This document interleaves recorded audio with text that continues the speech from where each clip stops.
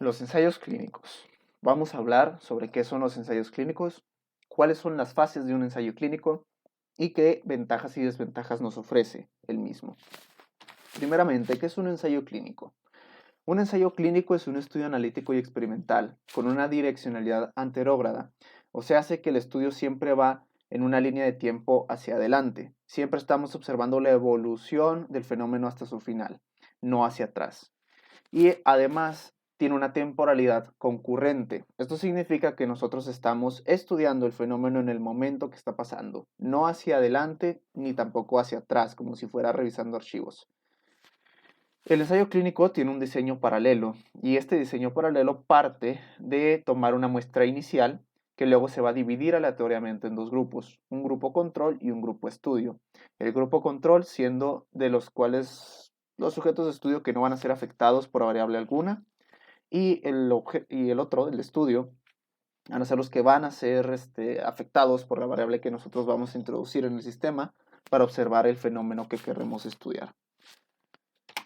Entonces, ¿cuáles son las fases del ensayo clínico? Tenemos 5 fases principales, así de forma general, que nos pueden ayudar a entender su procedimiento.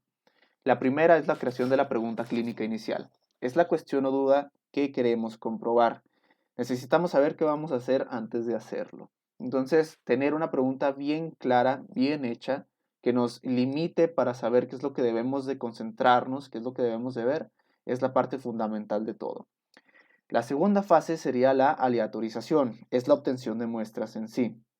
Cuando ya tenemos una muestra lo suficientemente grande, debemos hacer una asignación de manera aleatoria de los integrantes.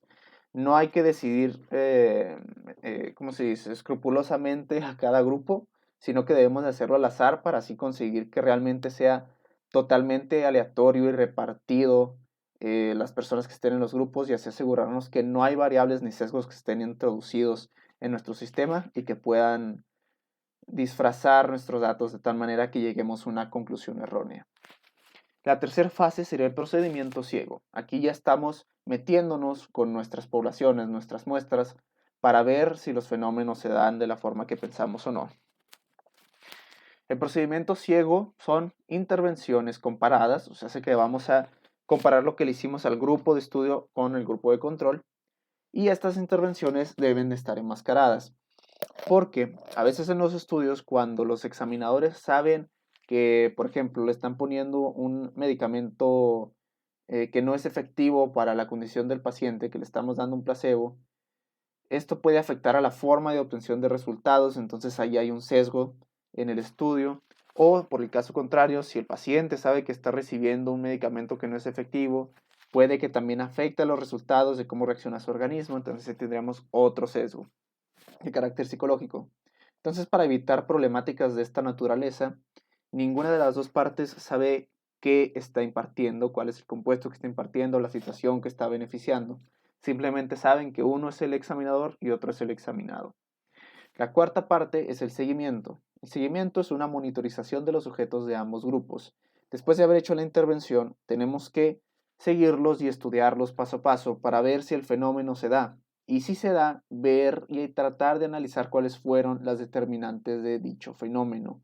O, por medio de comparación con el grupo control, ver que realmente no está pasando nada, que también sería una posibilidad. La 5 sería el análisis de los resultados. Ya habiendo hecho el seguimiento, habiendo obtenido los datos necesarios, necesitamos interpretarlos. Esta interpretación nos va a servir para comprobar si nuestras hipótesis de un inicio eran reales, eran ciertas, o si estábamos equivocados, o quizás puede que estemos en medio camino y tengamos que afinar algunos detalles. El análisis de los resultados es la parte en la que nosotros tenemos que interpretar todo lo que obtuvimos para hacer una respuesta clara de los datos que tenemos. Ahora, de ventajas y desventajas que presenta este modelo. Tenemos como ventajas que hay un gran control sobre el diseño del estudio, es un diseño bastante maleable para las necesidades que nosotros tengamos, entonces, dependiendo de la situación o el fenómeno que queramos estudiar, podremos modificarlo de tal forma que se adecue a nosotros. También tenemos que la aleatorización de los dos grupos es una forma muy fiable de distribuir de una manera homogénea, o sea, igualitaria, las variables confusoras que puedan existir. No estar decidiendo personalmente que quiénes van a ir a qué grupo nos ayuda a evitar posibles sesgos de percepción, sí, de percepción de los examinadores. Si los elegimos totalmente al azar, no sabremos absolutamente todas las cosas que pueden pasar con ellos y eso nos puede ayudar a no hacer inconscientemente grupos con ciertas características que puedan afectar a los estudios. De tercera ventaja tendríamos que la intervención de forma enmascarada reduce el riesgo de sesgos de información, como ya les comentábamos antes. Efecta, por ejemplo, sí, los ejemplos más clásicos serían evitar los efectos nocebos y los efectos placebos. De desventajas tendríamos que tiene una limitación en la generalización de sus resultados. Los grupos de estudio, a pesar de que nos dan la ventaja de la aleatorización, de que son muestras más homogéneas, son grupos de estudio más pequeños. Entonces, no son fácilmente aplicables los resultados de estos grupos de estudio a una población más grande en general, porque es una muestra muy pequeña. También sus costes son muy elevados. Un ensayo clínico requiere un procedimiento bastante escrupuloso, un control y sobre todo un seguimiento muy, muy caro. Requiere bastante recurso humano, bastante recurso económico sobre todo. Y se necesita estar bien consciente y al tanto de las cosas que se están haciendo para no crear un dato erróneo y así echar a perder todo el trabajo del ensayo.